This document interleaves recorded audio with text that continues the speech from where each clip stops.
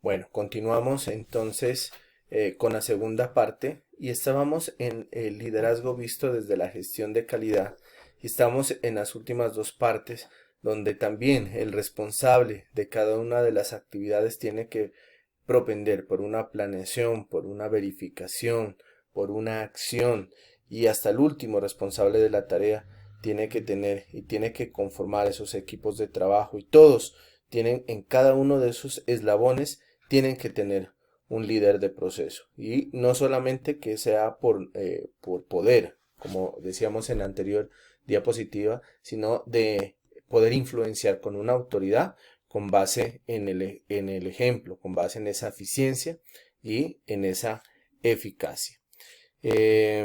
Continuando y tomando algunas referencias de algunos autores, es importante tener en cuenta a Zanetti, ¿sí? Y el libro de planes 2004, donde nos decía que, o nos comentan que el líder tiene que trascender, ¿sí? Ir de lo que sabe hacer, ¿sí?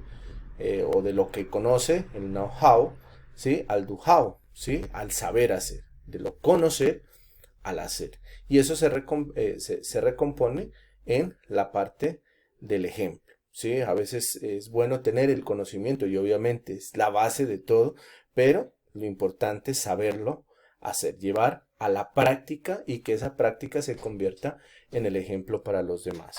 Y acá nos comentan que es importante tener algunas características de esos líderes que realmente pueden llegar a transformar, ¿no? Que es la parte de generar gran inteligencia, disciplina, laboriosidad, ¿sí?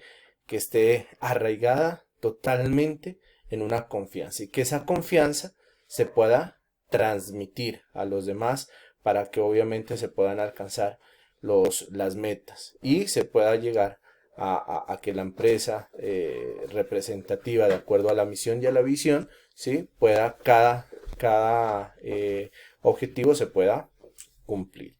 Entonces, frente a esto, encontramos en una fuente, en este libro, ¿sí? de José Jesús Hernández, el liderazgo, que hay una cultura organizacional, ¿sí? Que podemos verla desde dos facetas, desde la cultura vieja y la cultura nueva. Si miramos y observamos en la diapositiva, ¿sí? Podemos mirar que una vieja cultura es una administración reactiva, ¿sí? Estamos esperando es que las cosas sucedan para nosotros poder actuar, mientras que la nueva cultura tiene que estar enfocada hacia una administración proactiva. Ya más adelante vamos a mirar este tipo de características. Podemos hablar también que en ese escenario 1, si de esa vieja cultura hay jefes autoritarios que solamente ejercen el poder. Acá hablamos de una nueva cultura con líderes integradores que conformen equipos de alto rendimiento, ¿sí? Que se puedan delegar, que puedan confiar, que puedan trabajar ese empowerment. Es en esa vieja cultura, en ese escenario 1, miramos que hay empleados, ¿sí? Reactivos, acá hay colaboradores proactivos que suman, no que restan. En el escenario 1 hablamos de un trabajo rutinario, aburrido todos los días, entrando de 8 de la mañana, salir al mediodía, entrar en la tarde 2, salir a las 6 o en grandes capitales, entrar de un horario prolongado hasta las 4, 5 de la tarde, ¿sí? Y todos los días lo mismo, los 365 días del año. Cambio, en el escenario 2 es un trabajo innovador, creativo, que no solamente se trabaje y se base en los horarios, sino en resultados, en esa eficacia que hablábamos al inicio de esta presentación. En un escenario 1, ¿sí? En ese escenario de esa cultura vieja es un entorno estadístico, solamente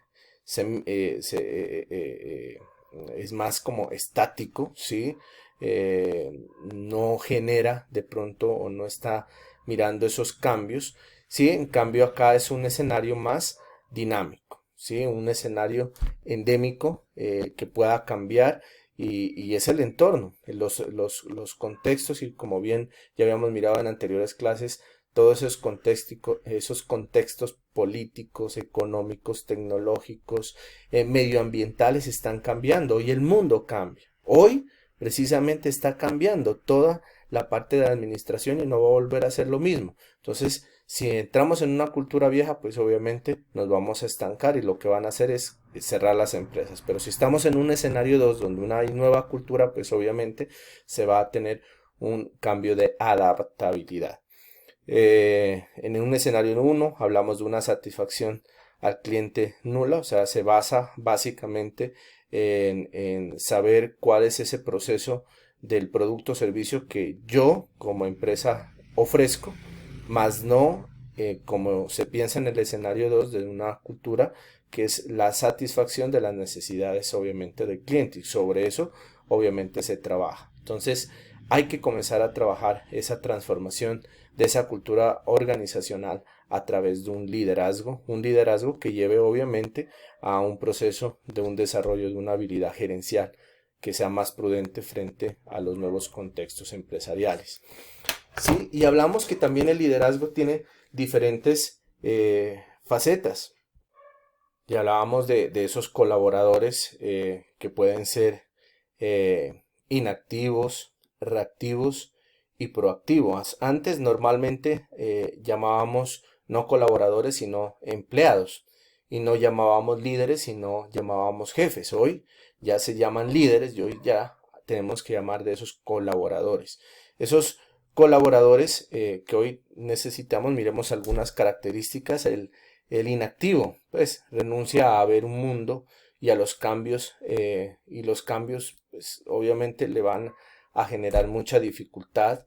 Es la típica persona ajena a todos los eventos, no se involucra, no hay compromiso, ¿sí? En equipo trata de no asumir responsabilidades, solamente cumplir lo normal, y no es partícipe obviamente de los cambios. El reactivo espera a que haya ya como un fuego, ¿sí? Algo que ya lo active para actuar pasivamente. Se le pasa apagando incendios, normal, ¿sí? Cuando ya las cosas suceden, entonces ahí sí comienza a trabajar. Es más de ruido que se hace que de esos resultados que sean efectivos. El proactivo, pues ya es el que prepara, el que anticipa los hechos, el que previene acontecimientos antes de que estos pasen, y definitivamente cuando pasan, pues obviamente ya se tiene un plan que generalmente pues puede llevar a diferentes alternativas para dar soluciones efectivas para manejar esos planes de contingencia. Entonces, ese es el que realmente ese liderazgo tiene que propender, ¿no? De unos colaboradores proactivos para que esa gerencia integral se pueda trabajar de la mejor manera. De otra forma, también es importante tener en cuenta algunas clasificaciones que se les dan a los líderes, que se pueden encontrar en diferentes libros, en internet, como la que nos dice el ICE5, donde pueden existir liderazgos democráticos, autocráticos, liberales, ¿sí? Por ejemplo, el líder democrático es aquel que en primer lugar fomenta un debate, la discusión, y luego obviamente recolectando todas las opiniones pues toma las decisiones a partir obviamente de unos criterios y unas normas de evaluación que resultan buenas para todo el equipo de trabajo. El líder autocrático, que es en cambio aquel que decide por su propia cuenta, sin consultar y sin justificarse por los seguidores, con base obviamente en su intuición. Y en cuanto al líder liberal, suele adoptar un papel más pasivo y entregar todo el poder al grupo. Entonces todo lo que decida el grupo lo toma, ¿sí? También es como decir querer evitar o querer, ¿sí? Tener la fatiga, como dice el Chavo del 8, ¿sí? Pero entonces cuando nosotros entramos a mirar Ruth Tovar, ¿sí? En habilidades gerenciales, nos sugiere un cuadro, ¿sí? Una matriz que es importante tenerla en cuenta. y es que hay unos estilos de liderazgo importantes, que son el estilo directivo, como lo podemos mirar. Voy a permitirme acá revisar, acá el E1, ¿sí? Allí nosotros podemos observar ese primer cuadrante que nos dice que proporciona o es proporcionada por la dirección y supervisión claras y específicas. El líder define el papel y ordena lo que las personas deben hacer, cuándo hacerlo, dónde realizarlo, cuándo realizarlo, ¿sí? En este estilo, pues, se determina un comportamiento más de dirección, ¿sí? En el que, pues, es el que yo decido. En ese segundo cuadrante, como nosotros podemos mirar aquí, es de un estilo consultivo, es de apoyo, ¿sí? Y de dirección. Este es un estilo que la mayor parte de las órdenes la sigue proporcionando el líder a través de la comunicación y la explicación bilateral. El líder trata siempre de convencer psicológicamente a los colaboradores de que desee actuar de cierta forma. ¿Sí? Vámonos con el E3, ¿sí? Que es el estilo apoyador, de mucho apoyo. El líder abre la puerta mediante la comunicación bilateral, activa y apoya los esfuerzos del seguidor para que ponga en práctica las habilidades que él de pronto ya posee. ¿Sí? Es un apoyo de pronto sin dirección. Pues hablemos de un tipo de decisión, hablemos y de pronto nosotros entre ambos decidimos.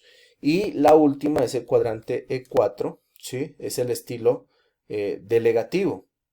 Este estilo, como su nombre lo indica, ¿sí? Es de poco apoyo, poca dirección y proporciona más dejar al seguidor a que desarrolle como el proyecto y que en conjunto pues el grupo pueda decidir. Es un comportamiento de relación y de tarea baja, da una relación a la responsabilidad y su instrumentación. Este estilo es más de empoderamiento, ¿sí? Hacia el equipo, ¿sí? Y el tipo de decisión es que decida el grupo, ¿sí? Entonces esto es lo que nos presenta Ruth Arroyo Tovar, ¿sí? Dentro del libro de habilidades gerenciales, que es como el apoyo que nosotros podemos tener para determinar en qué cuadrante nosotros estamos. ¿Será que nosotros somos más directivos, ¿sí? El yo decido, o el consultivo, que es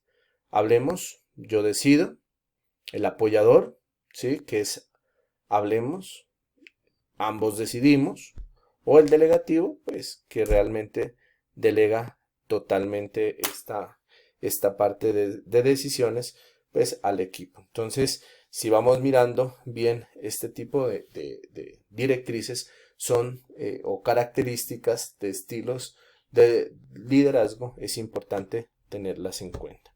Entonces, hasta aquí es como un compendio general de lo que es el liderazgo y espero pues que les llegue. Acuérdense que esta es nuestra labor y vamos a ser los futuros gerentes y es importante determinar en qué cuadrante me encuentro. Entonces la gran pregunta que les dejo en esta fase es ¿qué estilo de liderazgo yo tengo? Listo, muchas gracias y nos estaremos mirando en una próxima oportunidad.